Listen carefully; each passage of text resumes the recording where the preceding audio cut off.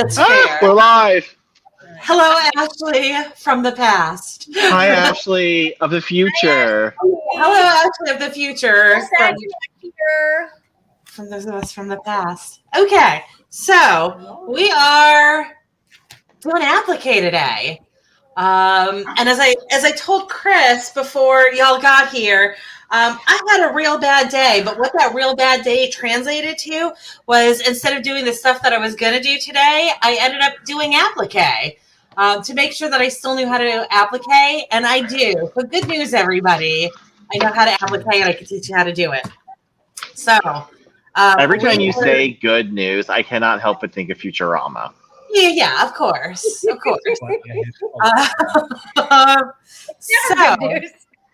always good news. Always good news for me. I don't say good news unless it's good news to me. My good news is not the same as other people's good news sometimes.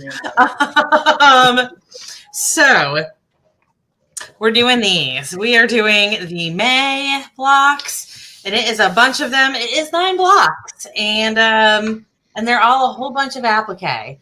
The good news is that I actually got through 2 blocks real fast today. The bad news is, again, I have like muscle memory on applique, so I can't guarantee that y'all will be able to work the speed that I did. But I'm gonna do a couple, and we're gonna get through this. So,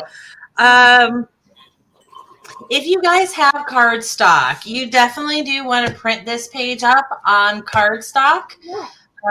If you don't, it's not tragic, but like, you know, you have to trace around flimsy paper. You might want to print up a couple of versions of these so they don't get like absolutely trashed when you do it. But I just do have cardstock. So I printed it on cardstock and they worked really well for me. So the templates are that little stick, the stem template, and the petal template. You can see that they've already been quite used and marked up as they get. So if you don't have cardstock to print on, you could be super old school like me, because I literally just did this tonight.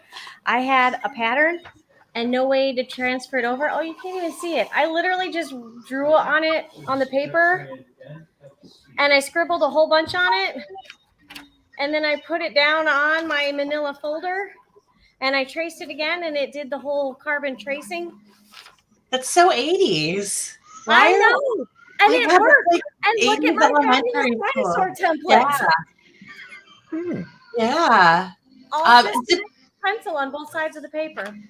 Also, like, other cool dumb trick is if you have a tablet or a computer that does the little tablet thing where you can lay it flat, you can put it on a pure white screen. Like, you just pull up Microsoft Word and have a blank window or whatever, and you can use it as a light box where you would just put this paper on it, and then you would put your fabric on top of it, and it'll show through. You might need to Sharpie it a couple of times for it to show through enough, but that is another way to do this. That's very overhead projector and takes me back to high school. But it's a light box. It's an actual, like, legit technique right there. It is. This is just what the vibes it gives me. Yeah. Also, like, you absolutely don't want to use an overhead projector because you're not going to get the proper sizing for it. But like the base carbon copy. But the base of an overhead projector is still a light box. So yes, that is fair. Okay, so once you figure out how you are going to make your stencil or whatever it is that you do, you can just put those aside for the moment, and then you need to set up your cloth. And we're going to be using heat and bond. I literally have no alternatives on what to do other than heat and bond, or like hating your life. I guess you could use like an actual basting spray, but that sounds awful. That sounds absolutely awful to do basting spray. You guys, if you don't already have Heat and Bond, you just want to go get yourselves a tube of Heat and Bond. It comes in smaller packs than this. I've got this gigantic, I don't know, it's 5¼ yards of it. I probably paid like $10 for this. It's not an expensive product.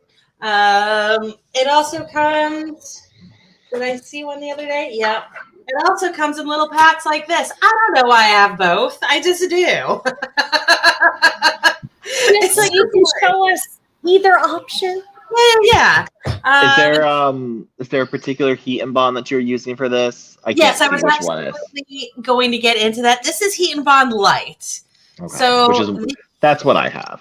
Yeah, the Heat and Bond product line is both this type of product, and they also do have what's it called when it's fabric? I'm completely blanking on the term. The iron-on. We got it for the bags, and I'm blanking on the term for it. Interfacing? Yes. Yeah. So some Heat and Bond is actually interfacing. You want to make sure that you're not getting that. For the iron-on adhesive type that we're going to be using for this, there's either light or I don't know what the other one is called. It's red packaging. It's like ultra or something like that. You absolutely want light because the other type of it you cannot sew through. You will absolutely destroy your sewing machine. Even with the light, usually machines are totally fine with light. If you do start having some stitches skipped where like your bobbin thread isn't catching properly, you probably do have a little bit of gunk on your needle, and you'll either need to clean the needle or just replace it entirely.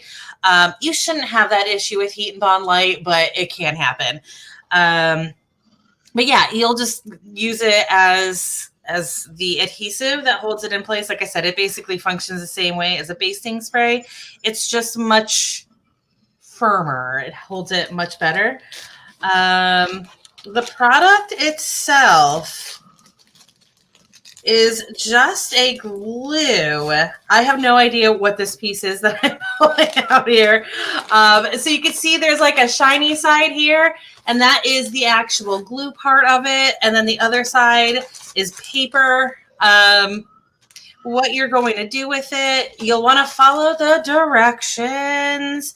It'll tell you what temperature to heat your iron to. I believe it's full blast. I've been doing full blast because I don't read directions.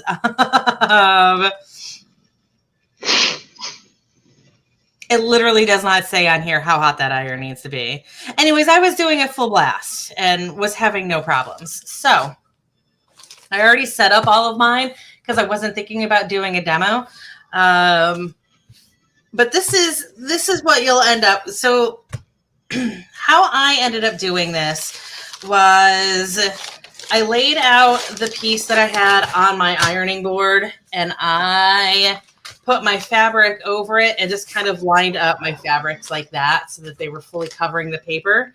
I will say if you do it this way, you do run into the risk of like having a small gap where you end up getting Heat and Bond all over your iron. So I don't recommend so much going this way as actually just cutting out individual pieces of the Heat and Bond and sticking them on the back, just like you would with interfacing. And then once you have it ironed, you just have this piece with the paper stuck to the back of it. Now you absolutely do not want to peel the paper off of it. Keep that paper on there until you're actually using it, because instead of drawing on the cloth, you can actually just draw right on the paper. And with this regular, like there's nothing like weird about the paper. You can draw on it perfectly fine. So for mine, I am doing 4 of each one.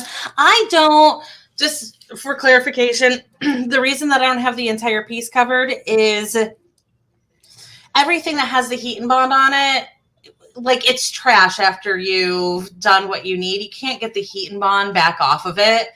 I'm going to be using this piece for other stuff here. So just remember that like whatever you're putting the Heat and Bond on, that's all that fabric is going to be able to be used for, because it doesn't come off. And I did want to use some of this fabric for other stuff. So that is why I didn't cover the entire thing. So from this, I am just tracing these pieces.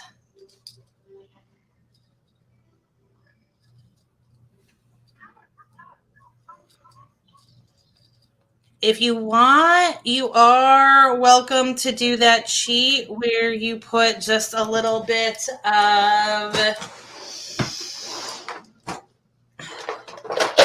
glue stick on the stencil.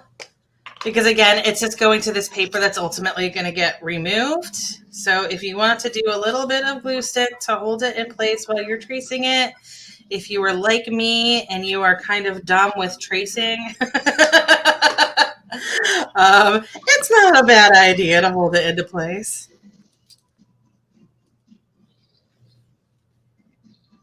And then for me, because of the pattern that I'm doing with my colors, I am going to be doing 4 leaves out of each one, except for the green. Of course, the green had a whole bunch of use on it. I know in the actual pattern, it's like a bunch of arbitrary oranges and yellows. Is that what they are in the pattern? Pinks and oranges.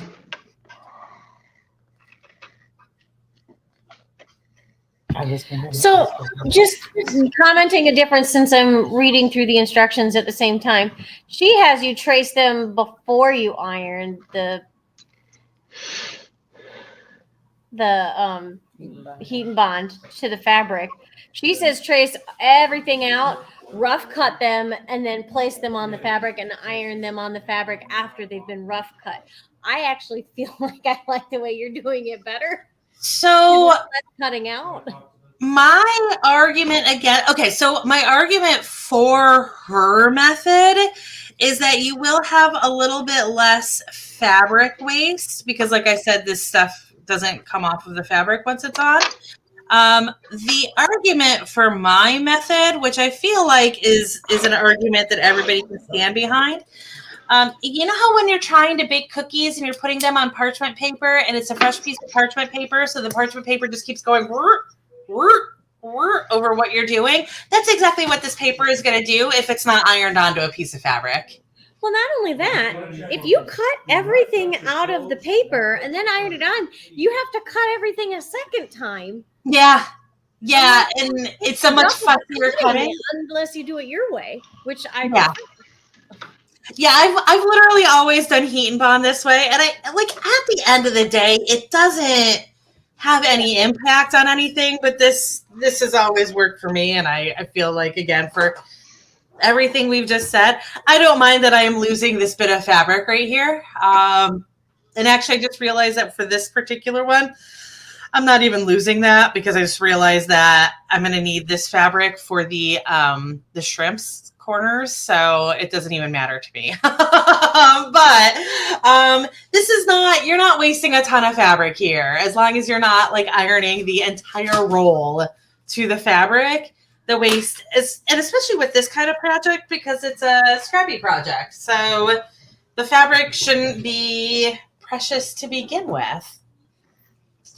But now at this point, we just need to cut these pieces out, and you know, I mean, it's really like the easiest thing to do in the world at this point to just cut them out of the fabric.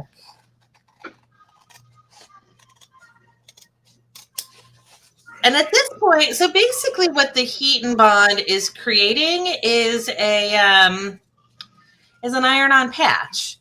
Again, because we're using the heat and bond light, it's not a permanent patch. The heat and bond is labeled as permanent, and that just means, again, it's not going to come off of the fabric. But the 2 pieces of fabric, if I stuck this to another piece of fabric and gave it a good tug without sewing it down, it would come off. Like, it's not strong enough to hold forever. That is the red heat and bond. But so that's it. That's all you guys need to know for the heat and bond.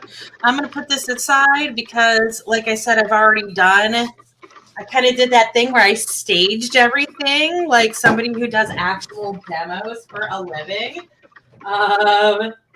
So look at those already cut and ready to go.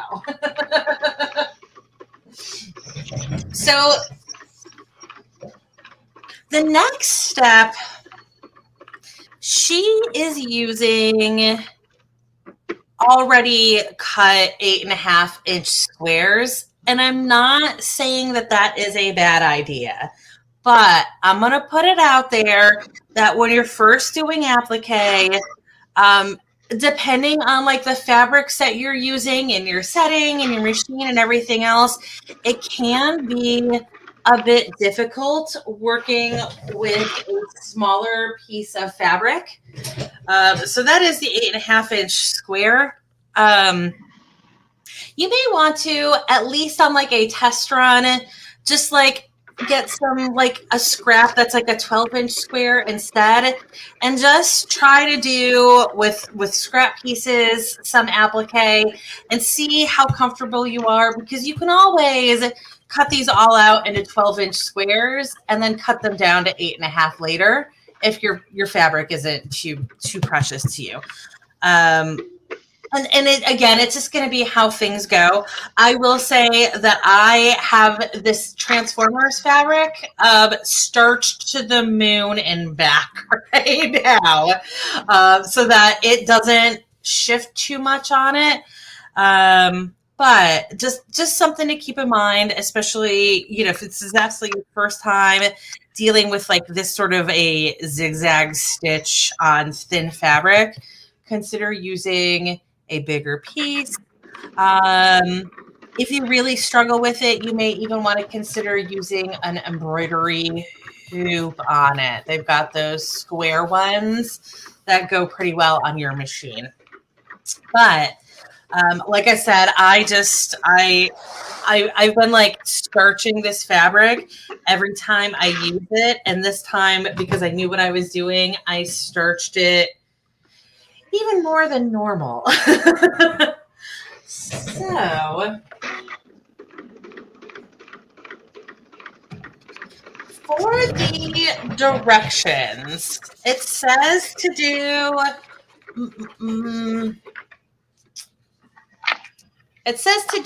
this diamond on the regular ones, the like X looking blocks, and that block. And then it says to do this, I'm pointing at 8 million things now, this square pattern where it's just 2 lines down the middle. If you're doing the leafy one, I will say for the leafy one, having just done it, and I did the just regular square drawing that she has, I would actually do both sets of lines on that one. So you'll end up with like,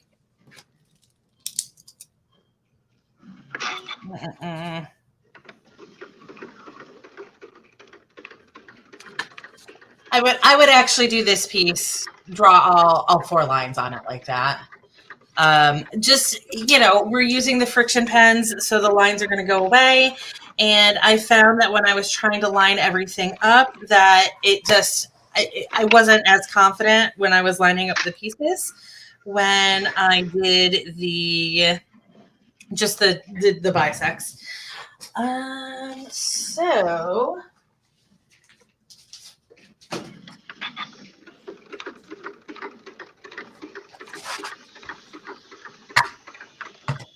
as we've said with other things, I do prefer to use the actual marks on my mat to bisect fabric, just in case I cut it a little bit wonky.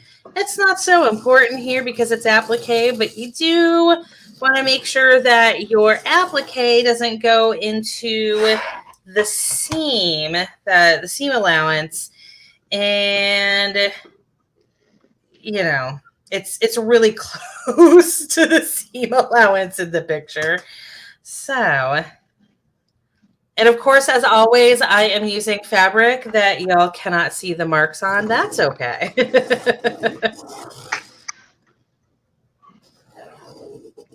We can see them in our hearts. Right. You know. You can hear the scraping of the pen along the surface. You know it's happening. Okay. So I've got this marked, and now all we need to do is align the petals along those lines. So this is now when you're going to peel this fabric off. And I will say, excuse me, the paper, I guess you could say either way, it doesn't matter. You're either peeling the fabric off the paper or the paper off the fabric. Either way, the end result is the same. This is the paper you're going to throw out. And there we go. I will say that looked really easy, what I just did there. Sometimes the paper will fight, kicking and screaming to come off. You know, you just got to walk away and take a deep breath sometimes.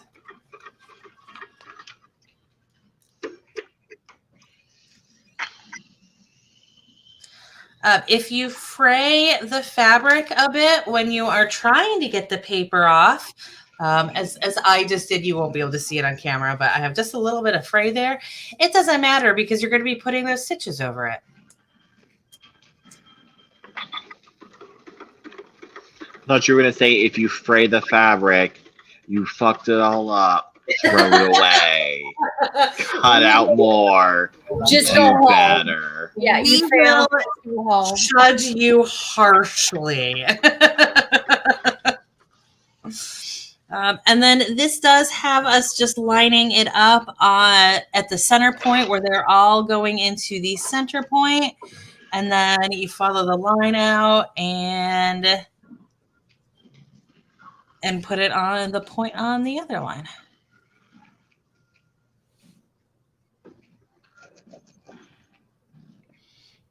Again, everything does not need to be absolutely 100% on this because the stitching will cover up minor issues. What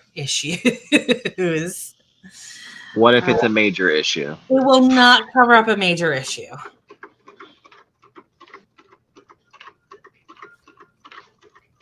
That is when we will judge you harshly.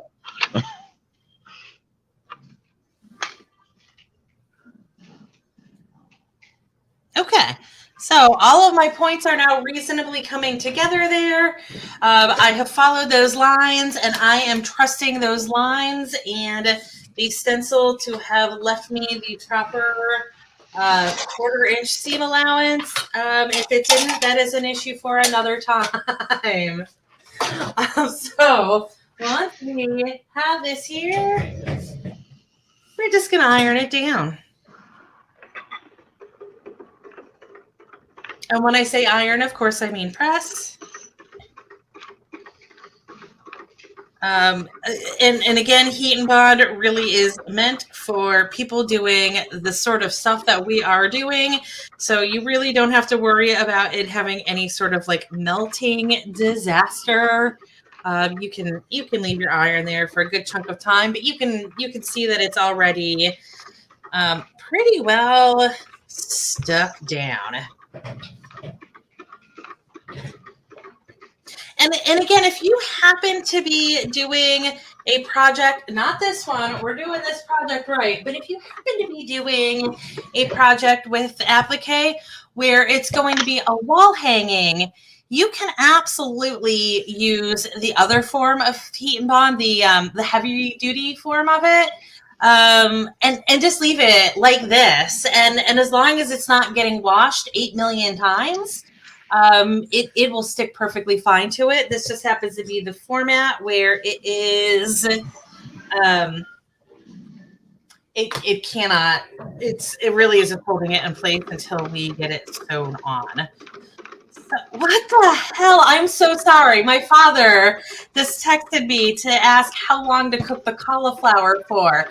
And this is something where like, I give it to him, and he puts it on the grill, and like, he takes it off whenever it's done, and then he does that. My answer to it, though, is like an hour. He doesn't have an hour. He needs food now. He's got the munchies. Picked the wrong food. There's no Funyuns. This is the only option. I just bought 2 bags of Funyuns because it is road trip food, and we are road tripping in 2 days. I feel no shame in this statement. I have never had a Funyun before. Oh my gosh, they're amazing. I love them. Okay. Mostly just on car rides. So, oh no. Fuck? You're gonna make me. Oh no! Don't do that. Guys, I was trying to be all clever, and it's.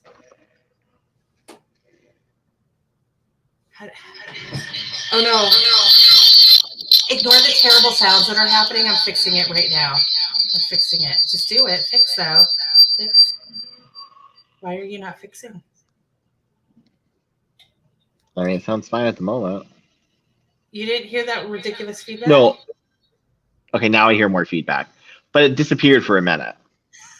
Hold on. You're like echoey. Yeah, why is my phone not muting? Muting. Oh no. Oh no. Oh no. Are you still echoing? Oh yeah. Echo, echo, echo. Why are you doing this, phone? Why are you filled with hate? What do I do?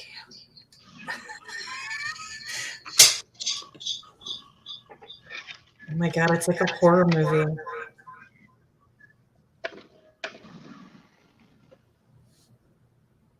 I'm sorry, this was supposed to be so clever, and instead disaster at that time.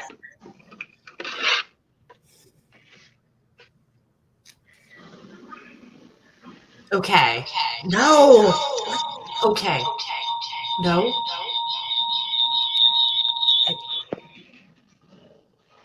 Is that silent? Nope. I hope this is just as fun for you in post, Ashley.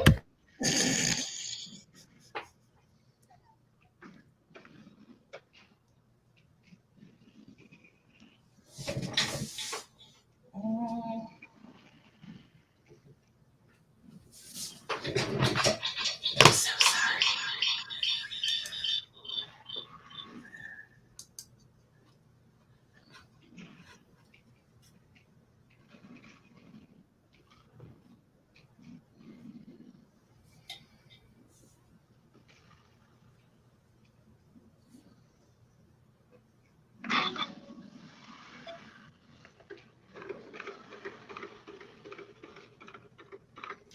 I have an idea. Hold on.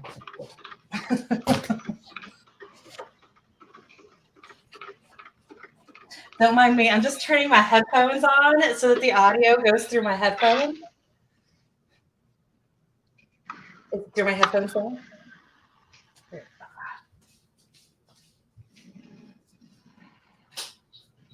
No.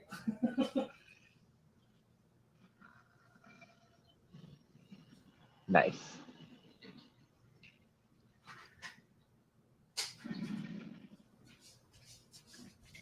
Okay, am I still getting it? Why? It will not stop going through my phone. Oh, Chris, you had this issue with this before on your phone, didn't you? Maybe. Yes. I frequently have the issue where, like, I feel like my most recent issue, if I'm not careful, is the audio will go through my phone and not my headphones. And for some reason, the trick for that is to connect my headphones to my phone, open a music app, which will always go through my headphones, and then I can open StreamYard and that's fine. That's literally what I'm doing right now.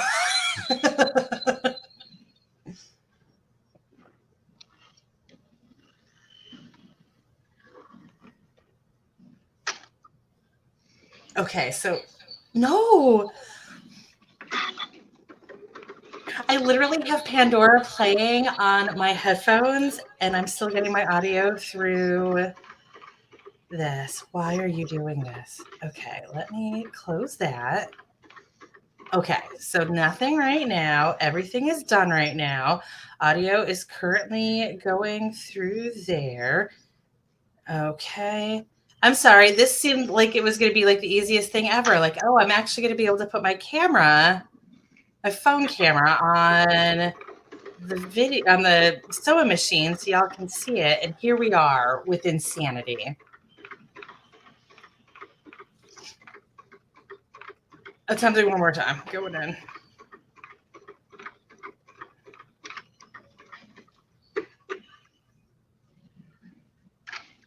Okay.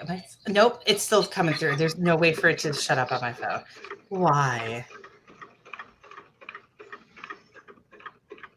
And like I've got it muted. I promise I'm gonna fight this for like 10 more seconds and then I'm gonna quit and assume that I am just not smart enough for this.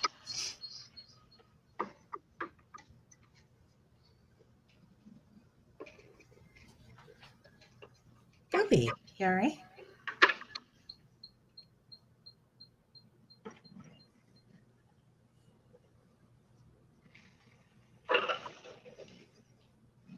Did that do it?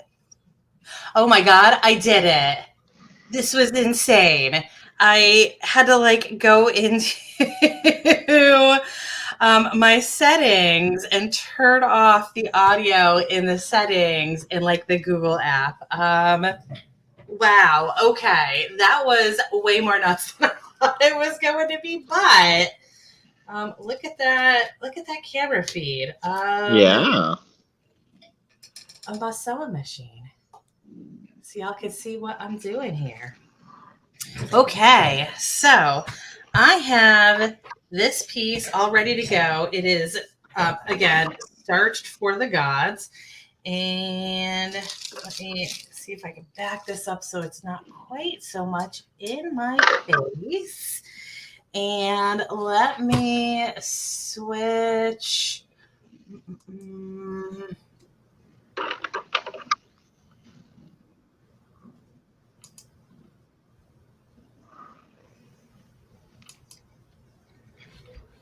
Will you not let? Oh no, because it's not in screens. It is that button.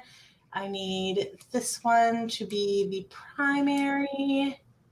Look at that. Look at what I just did, you guys. Oh wow, look at that, fancy. Look at that. Okay. So she does in the directions have a diagram for the direction in which you should trace the seams. And I'm pretty sure for this piece, for the flower piece, those are good directions. Yes, those directions are fair. So that's what I'm going to do for the first one. And then once I get the first one done, we'll go ahead and look at the other one, and I'll show you that the other one I don't agree with for a very good reason, I think. So I have my machine set to the zigzag stitch, which on my machine is 4. And I have the stitch length at 1 even. And I've got the stitch width at 2.5. And I believe you're using a brother as well, correct? So those numbers should be the same for Correct. you. So 1 even for the length and 2.5 for the width. Yes. And then you're just doing like a right standard zigzag. Yes. Chris, on your machine, it is going to probably be a 1 as well. I feel like that's pretty standard for like stitch length. Like the actual length of the stitch is going to be the same. I don't know if your width numbers are going to be the same scale as ours, but it is going to be a fairly narrow stitch. It's not going to be a super wide one. And we'll talk about why I'm doing a fairly narrow one once I get this stitch in, because I did do a demo on a more narrow one to show you all or a wider one to show you why I chose that. So we are going to start in this far corner, and I do have the fabric lined up so that it is just to the side of center. So the center line is going through the pedal. Like my foot has an actual center line, right there, and my fabric is probably the width of that line to the side of it. And I'm going to go ahead and use the button to drop my first stitch. That one, when I dropped it, the feed dogs pushed the fabric through a little bit. And so I know that I'm not all the way at the edge of it anymore. And I want to be all the way at the very corner of that pedal. So I am going to go ahead and just drop in. I did a reverse stitch there. Now, I will say for this, you do absolutely want to use your foot pedal. You're going to want that little bit of extra control because there are moments where your fabric is probably going to go in a direction that you do not want it to go to. So having that little bit of extra control, highly recommend. And I do, if your machine has, I think everybody's machines have throttles on them. I do have mine throttled to like the halfway point. So it will not go full speed on me. You don't want it to go too fast because, again, things will go terribly wrong with the fabric, surprisingly fast. And then you might want to, if you're not, if you're just now doing this for the first time, you might want to go ahead and drop some stitches manually before you use your pedal.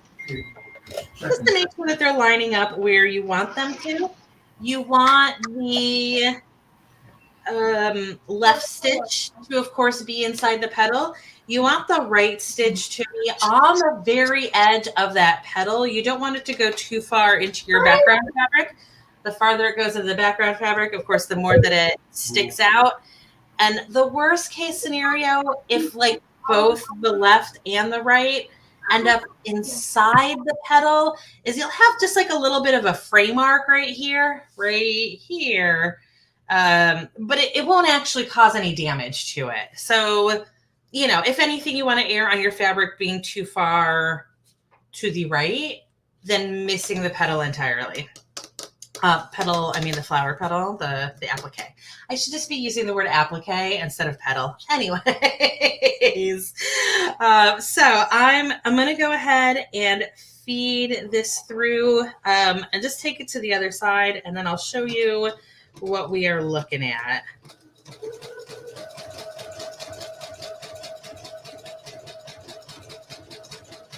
Since it's not very thick, you shouldn't have to fight your feed dog too much to get it to spin. It's spinning pretty easily for me. This is also not a very, it's not a very sharp bend. When we get up to that top point, we will actually completely stop and reset this.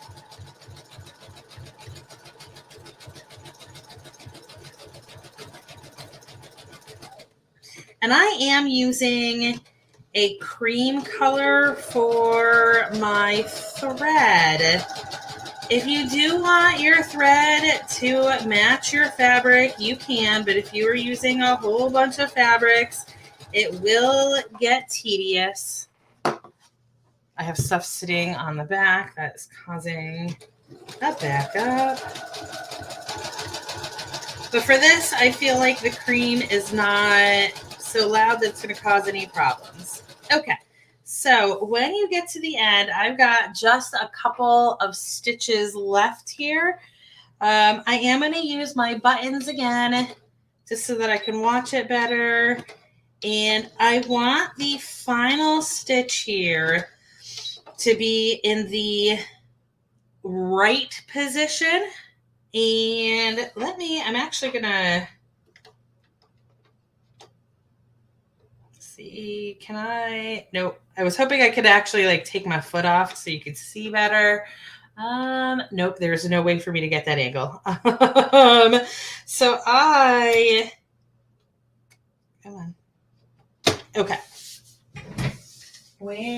I've got a done one already.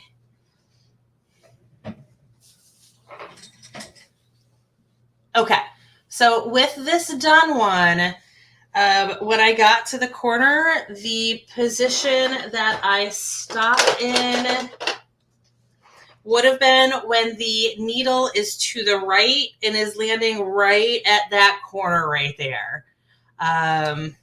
Right there. Like if anything, you want it to go a little bit past, but you really want it to end right on that corner, because what'll happen is it'll be in this position.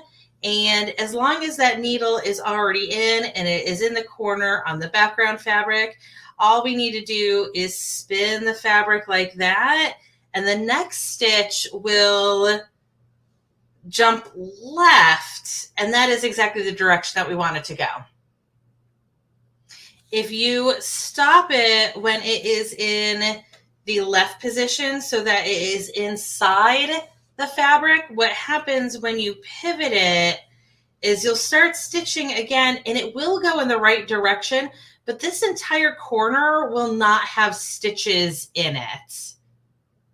So just make sure, and you know, if you forget, you can always like pivot back and put the stitch in the right place.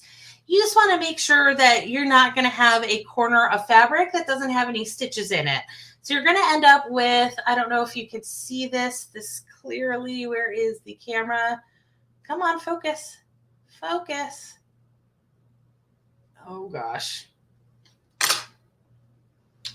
I know you're close, but focus.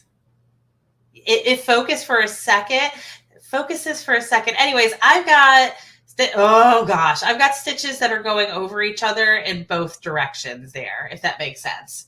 So I've like stitched over what I already did, and it's,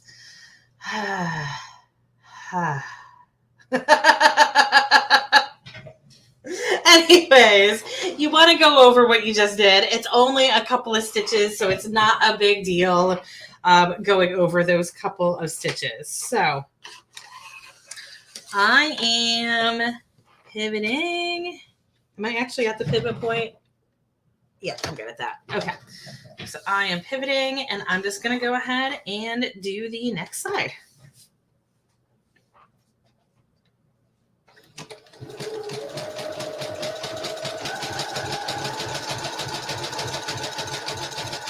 Now for this side, we're going to do this exactly the same.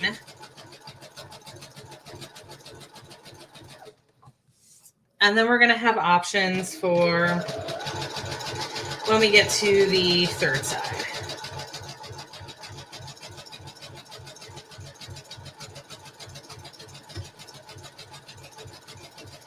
You will probably notice as you go through the center, your machine absolutely will respond to that like bit of bulk that was there from the previous stitching. And this is something that she doesn't talk about at all in the directions that I saw. Somebody correct me if I'm wrong, but I don't think she really addresses the bulk at all. And she just kind of has you run over it 8 billion times. And I don't like that. So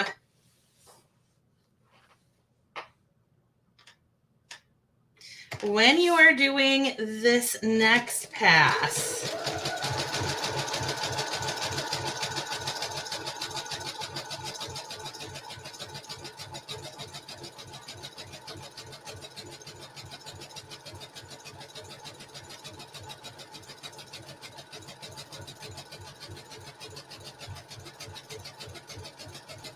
and you are getting close to that center as I am, for this one, all I'm going to recommend is that you pull the fabric a little bit further to the right so that when you are stitching on this side, you don't run over the stitches that are already here on this side. Because again, you're just going to create a bunch of bulk in the stitch there, and it's going to be a mess for you to quilt over. And it's also, it's going to cause your fabric to pucker a little bit. So just make sure that the seam that you run now is here and not at all overlapping this. If need be, you can do that seam fully on this fabric instead of going on the edge of it. It won't make that big of a difference because things are already pretty well in place.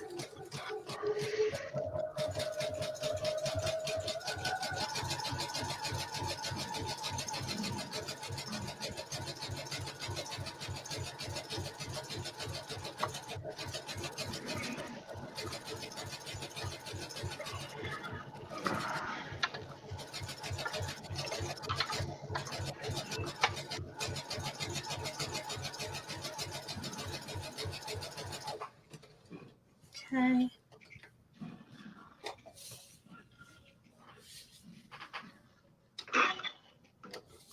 And again, I have my machine running at half speed. I am going pretty much pedal to the metal right now, but you see it still goes by pretty quickly. Since I do know what I'm doing, I'm not having issues where I'm going too far off track. But like, again, if you do start to go off track, just stop your machine.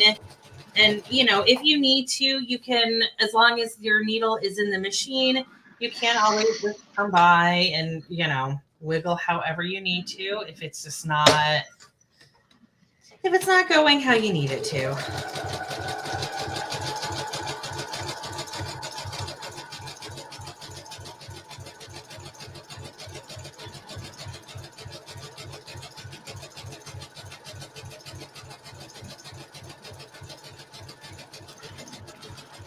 I'm literally able to pivot this right now by just like resting my hand on it.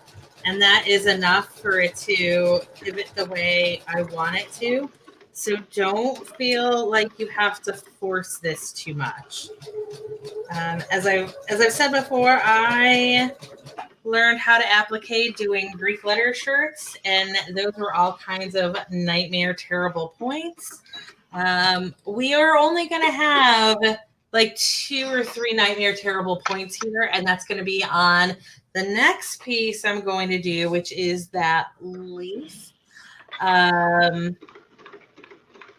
When you get to the end, you can do a reverse stitch, just do a single reverse stitch, and then to get the fabric through, because this is a really nice wide, or excuse me, the threads through, because this is a very nice wide stitch, you can actually just pull it on the back side and you know, just tease it right out. And I'm doing this, but I'm doing this on the wrong hand, so you can't see it. But you can just bring all of your threads to the back side this way, and then you'll have a clean piece. And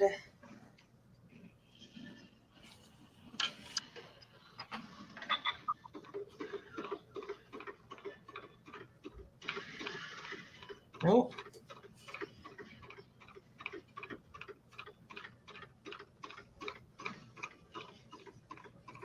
Okay, I have tweezers for this.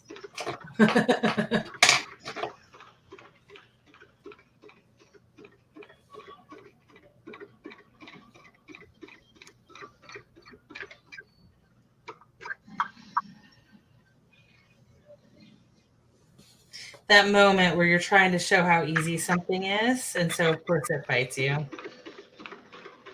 Every dang time.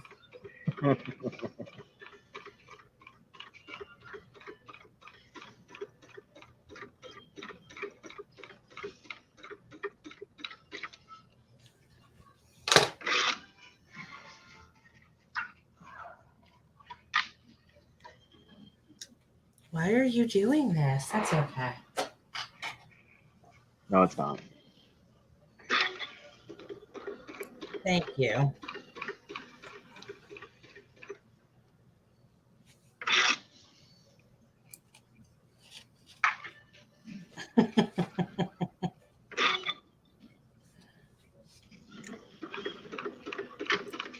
Anyway, that is just a basic applique there.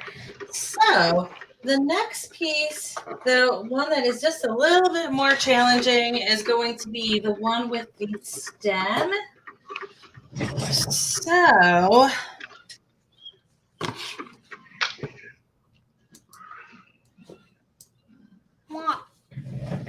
me being fancy. You're so fancy. I'm so fancy. You already know. Okay.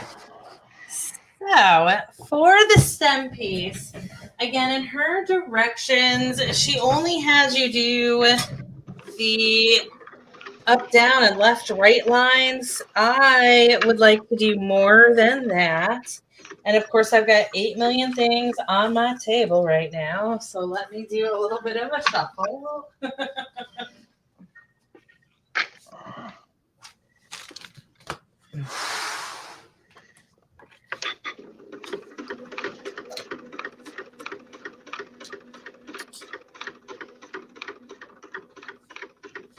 Okay, so this piece is 8.5 wide. So we're going to draw the line at 4.25.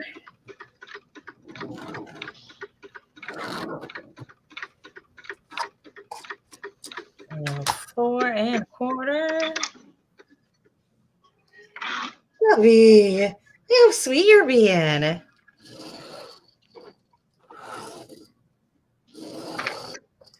Okay, and again, I just don't think that this is enough when drawing these 2 extra lines will just give us, a little bit more guidance.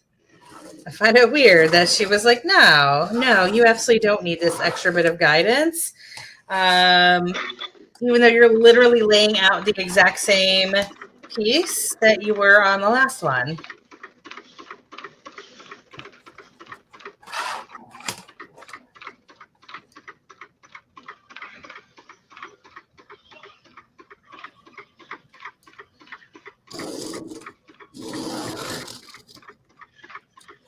Okay.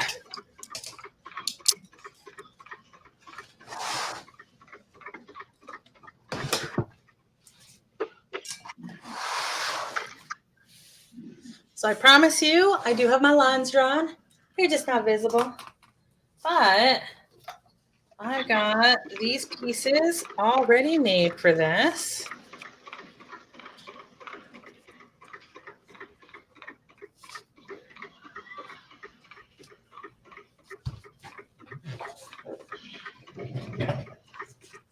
So the first piece that you are going to lay out is the stem. And the stem is going to go all the way to the bottom of the fabric. So that is going to be there. And you just got to eyeball center, but it's okay. It's a stem. It's not super important. That is going to go all the way down. That is going to go into your seam allowance.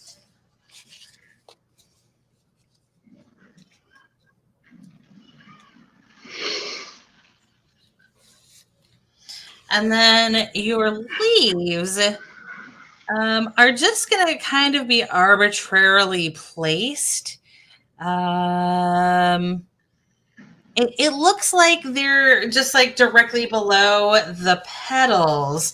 But again, we don't really have good guidelines for them. And we don't want them to be in that seam allowance. Again, because of all of that bulk that we put into the stitch that you just saw. So I'm going to fight with this paper for a while because I said that was going to happen. There we go.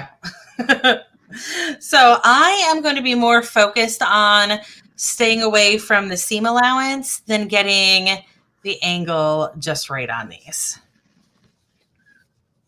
But with the actual petals, they do touch the petals on the block above. So you do want to have those lines drawn. Right. And what was that? Oh yeah. So that's where I'm using the lines. Also, I did this last time and caught it the last minute. You are supposed to overlap. That's what we were asking. Thanks. Yeah. Sorry. You are absolutely supposed to do that.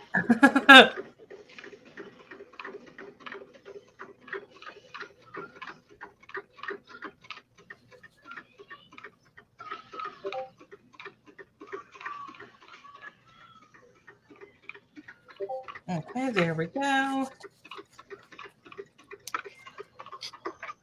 There is a note in her directions that if the stem is showing above the petals, to go ahead and clip the stem. Alternatively, you can just pull the stem down that way. Like there's no reason to fix it with scissors when you can just move the stem. But I am putting that on that line. Buddies. And there we go. Everything is how I want it. So that is my leafy flower.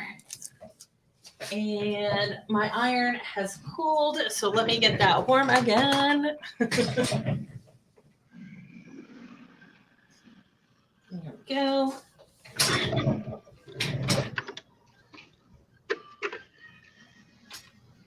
Oh, yeah, we just press. Oh, iron is still cold.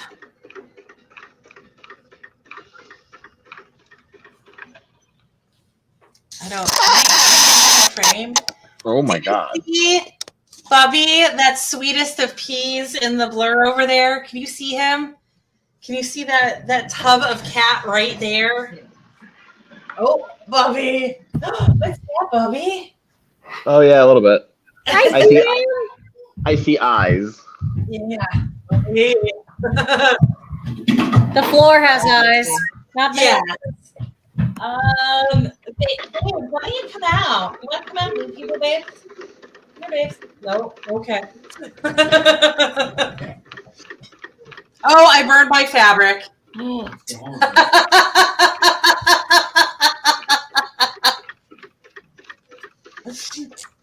So, sometimes we burn our fabric. Oh my Oh, god. Oops, whoopsie. Oopsie. I thought you said everything would be fine on high heat. That was the heat and bond, not the fabric that I was talking about. So I'm gonna have to recut those pieces. I'm gonna go ahead and demo on this since it's already here, though. Oh, camera is feeling some kind of way right now. Fun fact, this is the first time I've ever burnt fabric. Ever. In my life. Y'all got to witness that. Congratulations. It's recorded for posterity. Yeah. For Everyone will know. Everyone will know. That is okay. That is life. Sometimes life is burning fabric. Okay. So this we're going to do different from how she did it because we are going to be doing the leaves and the petals first, and this will make sense at the end. Also, there's absolutely a part of me that's tempted to like leave this in the quilt just for the hilarity of it. It's fair. Yeah. The Transformers fabric is fine. It will never. Transformers, they're sturdy. Yes. Okay, so They are more than meets the eye. Which is the opposite of what okay.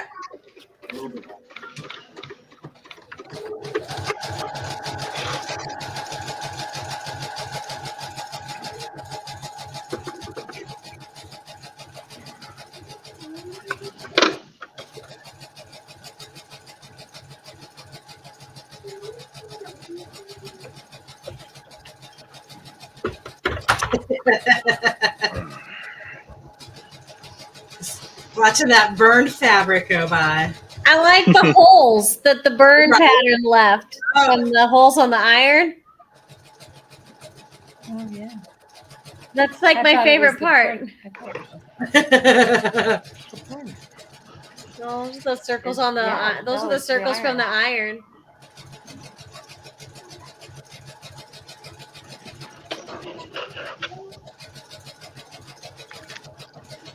While you're having fun doing that, can I just share that the project I'm working on, I am for the second time seam ripping pink thread from pink satin with pink minky fabric on the other side, and it's not.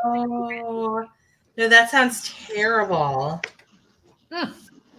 Okay, so this so far is the exact same, but of course it's going to change when we hit the middle.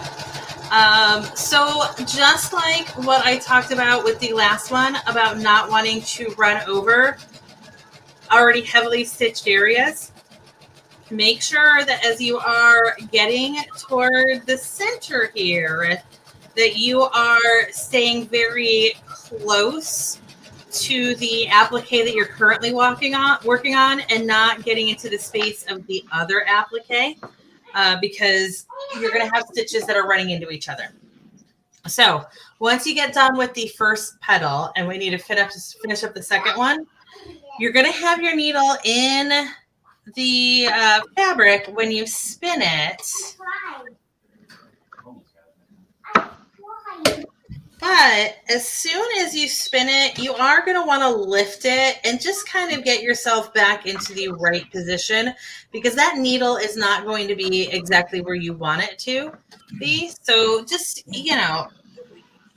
do the big twist with the needle in the fabric and then take it out to do minor adjustments.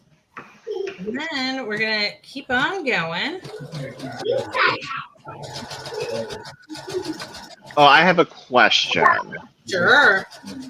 I understand that the answer is I don't know, because it is a very specific question related to my machine. But my machine, obviously, like I've done applique before, exactly the way you are currently doing it, because obviously you taught me. Yes. But my new machine has a whole section of 20 different stitches labeled applique.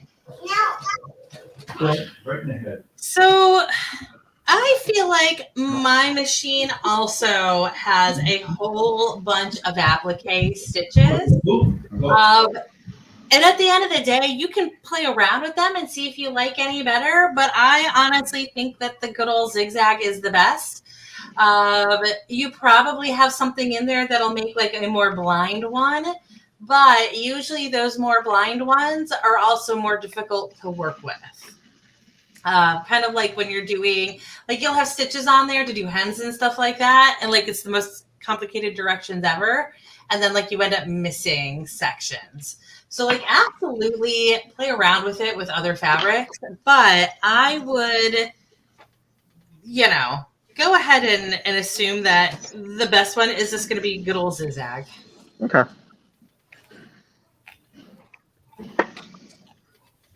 Okay, so the petals are done, and I am going to be doing the leaves in the same way. It's going to be the stem that is getting done quite a bit differently from the directions, starting with, of course, the fact that we're not starting with the stem.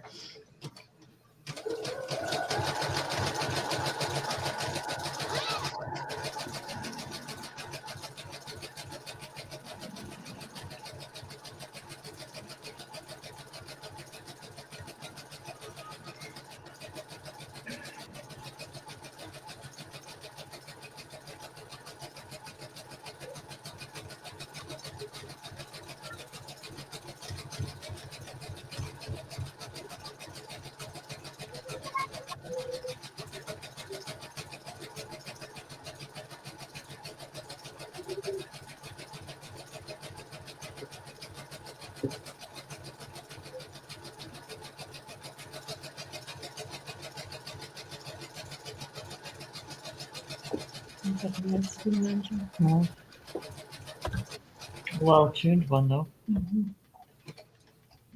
How come it's so quiet?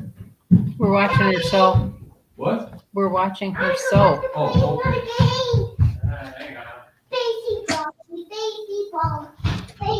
Sewing this delightfully burned fabric.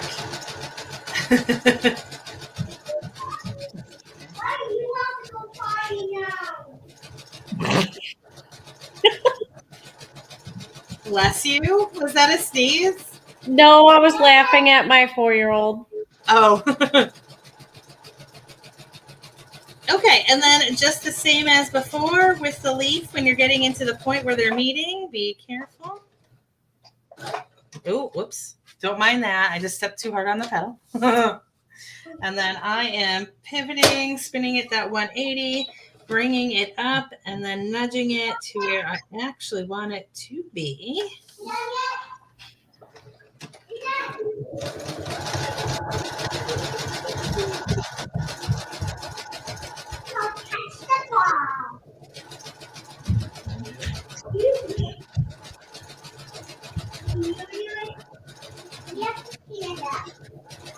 No, he's not inspired.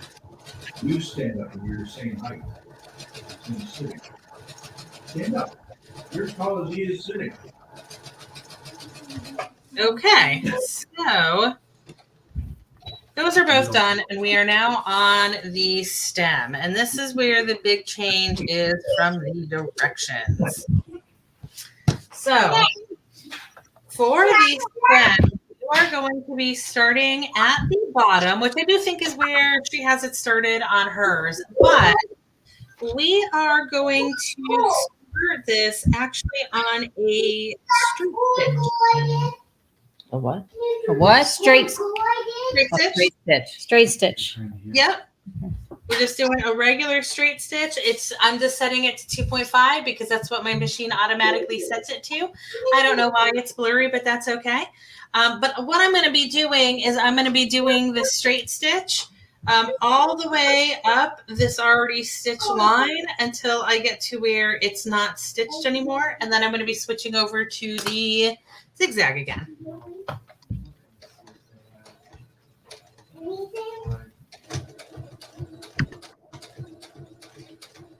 And this is all about, again, not stitching over what's already been done. So once I get it to the edge of the finished section, I'm going to lift the needle out of the machine. I'm going to leave the fabric exactly where it is.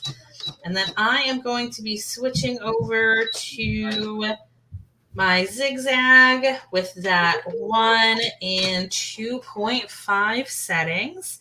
And then I am just going to stitch this up to the leaves.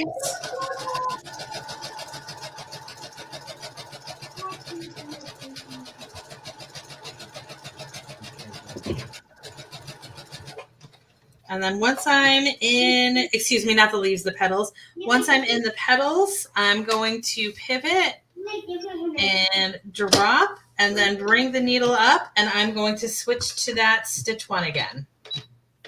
So that, again, I am not dropping a gigantic stitch over what's already been stitched. I'm basically just bringing the thread to the next starting point. You look like you're a kid. And then you'll want it to be to the right of the stem. So it's going to line up with like the background is where my needle is right now. So that now when I pivot it, it will be in that right spot for me to lift the needle. And one last time, not one last time, we're going to do this one more time after this. Switching back to zigzag, getting those settings in place. Thank goodness for the electronic machines where it's super easy to do all that. Drop in my zigzag back down.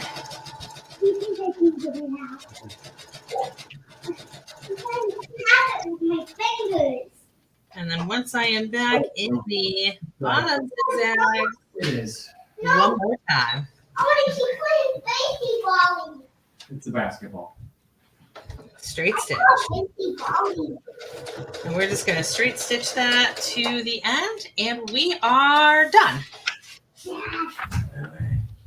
catch it from there. Does this go home with us? So It's mine. I'm gonna turn off this side of things. It's like Gigantic Chris. Oh, he's got his Kathy Bassett favorite. Oh, how do I fix that? How do I go I am so big. I am all of the screen. Hi. all the screen? There we go. Back to normal. All your screen are belong to us. Yeah. Okay. So that is the finished, quite burned one. That's okay. We're moving on from that. So basically, how close can I get to this? So basically, all of that was just to reduce all of the extra stitching. I guess I should make this big, huh? Let me. No, wrong button. There's the right button. There we go. Okay. No, my So- power. Yeah. So it does cause a little bit of chaos. Like you can definitely see where that line is in there, where the straight stitch was, because it makes the zigzags. Not so clean there, but the flip side of it is we don't have a ton of bulk, because of course this just like builds up when you put zigzags on top of it. And that can get very unwieldy. Now, I did say I would show you what would happen if you use a wider stitch. So I used a wider stitch. I used a wider stitch and a more narrow stitch. I did a 0.7 length, and I did a 3.5 on this one for the leaves. And you can see right here that the fabric is rippling. Oh, I guess you can see it better right there. The fabric is rippling pretty bad there. Like it definitely is not laying nice and flat like this burn fabric is. And then like that, you know, the stitch itself just like shows up that much more. This doesn't really, from any distance at all. Hello, boobs. Let's see. There we go. So from that distance, there is an outline there, but it's nothing too loud. Up in the pinks, you can't really see it that much at all. There's just a pretty big difference in the color here. But it's just like so much louder when you do that wider and tighter seam. And you have all of the issues with it bunching up. It's a lot more likely that you're going to like skip stitches and stuff like that if it's too close. So I feel like for this project, doing that one, you could even go wider than one. One is pretty close here. If you go wider than one and smaller than 2.5, it will be even less visible. So you can get it. And then, of course, depending on what color your thread is, it'll be less visible for that as well. But that is pretty much everything. So where's my other done one? I had like a whole bunch of done ones. There we go. Not a whole bunch, but now I'm up to 4 done ones. No. What are you doing? Devastation. I lifted too quickly, and it just like straight up came out of the bracket. That's what happens when you take my full screen power away.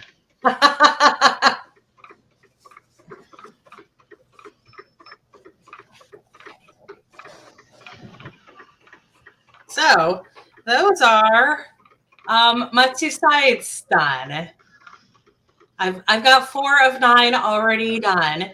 Again, I don't expect everybody to work as fast as I did, because applique the first time can be janky. That being said, I did learn how to applique on that machine from like the 70s, so that might make a difference. But and I've already made my peace with that burnt fabric. That's with life now. I love it. I just love the circles from the holes in the Yeah. Yep. The smell Character. is already dissipating them down. So that is applique day 1. Questions, comments, concerns? No takers. No, it's fair. It's fair. It's one of those things where I wasn't expecting too much until people are actually Doing it. doing it. Yeah. So I figure that next meeting will be the did it go well? Maybe not. Babes, are you gonna come out here? Come hang out, babes? Did you already share your cat story? No, I haven't. Was that for this or is that for after we end the broadcast? No, I can tell it now. So I've got a scar on my back that looks suspiciously like a bullet wound. Is not even close to anything as cool as that. I had a mole removed on my lower back when I was a teenager. And I was told that it was absolutely not going to scar. It's just a little mole, and we're just concerned about it because it's a little bit bigger than we want it to be, and you're 16. And don't worry, it's not going to scar. Absolutely scarred. Have the scar to this day. It looks like I took a bullet to the back. Anyways, so I was 16. So of course my mother is fully aware that I'm getting this mole removed. This is surgery. And, we go through the whole process. She never tells me until after the mole has already been removed. She's like, oh, yeah, this one time when you were a baby, I thought it was like a little fleck of dirt. And so I just kept scrubbing and scrubbing and scrubbing. And like I scrubbed your back so hard trying to get that fleck of dirt off. And it never came off because it turned out that it was that mole. And I was like, so you didn't think it was pertinent to tell the doctor that this mole that you're worried about as being cancerous was a birthmark. So flash forward to me getting babes over there. And for the past couple of weeks, she's real squirmy. She's in that kitten mode where she absolutely refuses to sit still. And like the moment, she'll be sound asleep. And the moment you look at her, she's like, what's going on? What's going on? And all over the place. So there's been like crusties on her neck, on her chin that I'm like, are you making a mess of your food? At the door. Or is Chalk like kicking you in the chin and like that's a scab? What is going on there? Are you okay? Please let me clean this grossness off of your chin. And then yesterday I realized she just has a couple of black furs right on her chin. She just has a patch of different colored fur. And I was like, oh, I really did turn into my mother when I became a parent. Got it. It happens. One of my kids has a birthmark like right here on her cheek. And I used to think it was a speck of chocolate or dirt all the time. And she did it too. Like we all constantly rubbing her. I'm like, oh yeah, that belongs there. Yeah. But yeah, so that was a little strawberry story right there. Different color there. Just has a little patch, and it's like this weird where it's like brown. It's like she's a tabby, so like her chin is white, but she just has this like brown patch that has a couple of like black furs in it, and so I absolutely thought it was little crusties, and of course because she wouldn't stay still long enough. Like probably what I was feeling was just like jaw, nothing actually there. But yeah, she just happened to be like on her back the other day. And I was like, oh, I think that's just fur. Never mind. Oops. Yeah. So Right? No vet bill. So that is all I have for today. Does anybody else have anything for today? I'm just going to show you my dinosaur. I don't know if you can see it. Is the camera going to Very nice. No. Very minky. It may not show the dinosaur. Nope. Oh, there it is. I Maybe. see like a stitch. I feel like I see part of it, I think. Hold on. We got on the satin. I got magic now. Oh, ooh, look at me. Yeah. Now you got the big. You got the power. So Camera math is awful. I don't know if you can see him or not. Satin is terrible. Satin's just awful. It's satin and minky fabric. It's dreadful. There you kind of It is. shows up more on that side, yeah. Yeah. Yeah, there he is. Yeah. Very much Stegosaurus. Yeah. So my little, but this is not going to be. My thread broke twice already. Just not, and I'm not even done outlining the first one. I remember that. And it's a yard and a half. So, Good luck. like, are you using a domestic or are you using the long arm for this? The domestic. Maybe you should be doing the long arm for this. Sure, Isn't that what the long arm is for? We could hook up the other one, I guess. I don't even know if I have the one I'm using hooked up right, so we'll see. I feel like this might be the time to give it a try. Right? Yeah. It might be time. Yeah. I mean, Lily's little. This blanket is because Lily has her cold blankie, and she has decided because it's just like a little baby blanket, and she's too big. It doesn't cover her all the way, and so she wants a new one. And so I bought a yard and a half of beach fabric to make her a new one. And all the big sisters have they all 4 kids have cold blankies, but I brought the fabric home, and they looked at me and they're like, "You never made us bigger blankets. You never asked." I have one that I just like I bought, but it is like it's not satin and minky. It is the like it's got to be like some sort of a lycra blend because the like cool side is a slightly stretchy material, like almost like underwear material. I don't know what that is. Like a jersey knit, like a jersey. Well, so that's what the other side is. Oh. The like warmer side is like a jersey knit. So it's not meant to like be super warm on that side, but like it is the warmer side of it, the like functioning as a blanket. The functioning as a blanket side is like a jersey knit.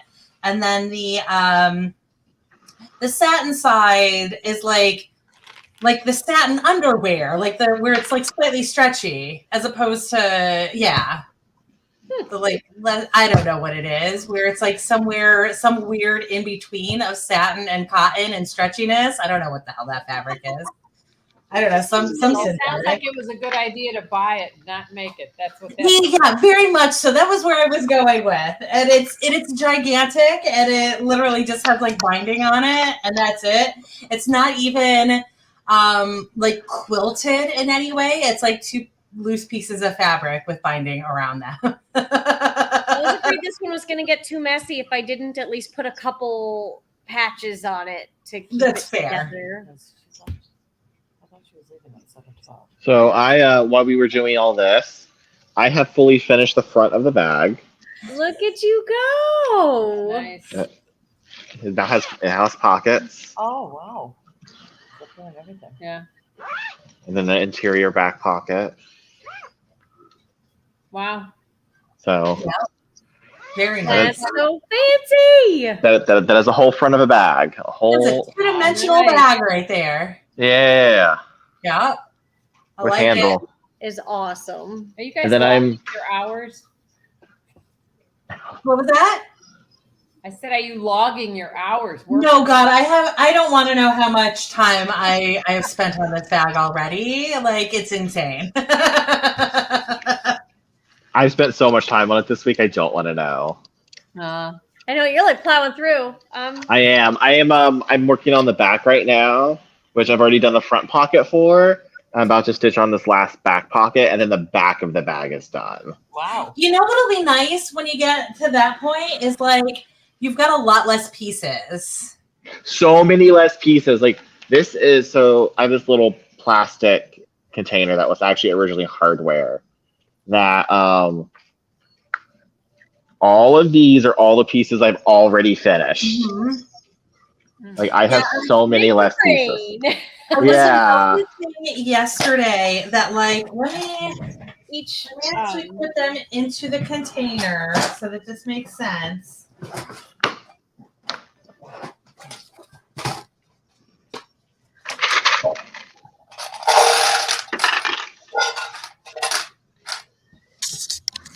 This container is usually completely full. Like all of this is completely full, and all of those clips are just being used for that bag. All Yeah, of the I am. go right here. Yeah. My container's like halfway empty right now. Uh-huh. And that is with the incidental fact that I absolutely have like 20 or so of Ashley's clips also mixed into this project. Perfect. Yeah. Yeah, I was like, where are all of my clip? Oh.